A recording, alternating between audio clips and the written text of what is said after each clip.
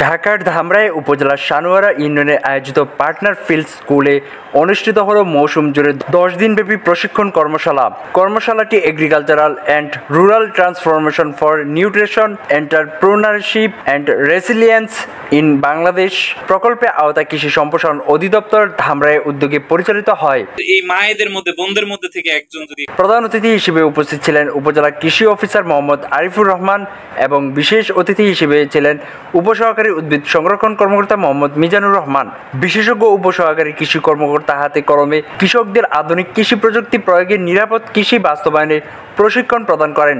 তারা বোরো ধানের সার বালাইনাশকের বিভিন্ন ডোজ ব্যবহার করে প্রদর্শনী প্লট বাস্তবায়ন করেন। প্রশিক্ষণ শেষে অংশগ্রহণকারীদের হাতে সার্টিফিকেট ও নগদ 2000 টাকা করে সম্মানী তুলে দেওয়া হয়। ভবিষ্যতে এই প্রশিক্ষিত কৃষক গ্রুপ থেকে সমিতি তৈরি হবে। তারা ধান ফসলের সমলয় চাষাবাদ, আধুনিক জাতের বীজ সংরক্ষণ করবেন এবং বাণিজ্যিক কৃষিতে উদ্যোক্তা হয়ে অগ্রগণ্য ভূমিকা রাখবেন।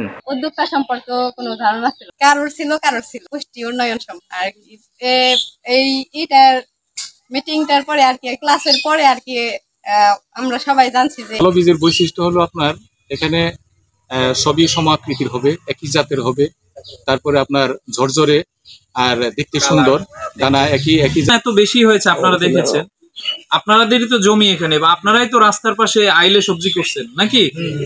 তাহলে দেখেন আমরা এই যে ধানে আমাদের উৎপাদন খরচ পার বিঘায় আমরা দেখেছি যে প্রায় 7 থেকে 8,000 টাকা সেভ হয়েছে। কমলা যদি আপনি ব্যবহার করেন এবং ভবিষ্যতে বাজারজাত করেন, করলে হবে না। এখন নিম পাতা দিয়ে নিম্বি সেটিন তৈরি হইতেছে, তৈরি হয়ে বাজারে।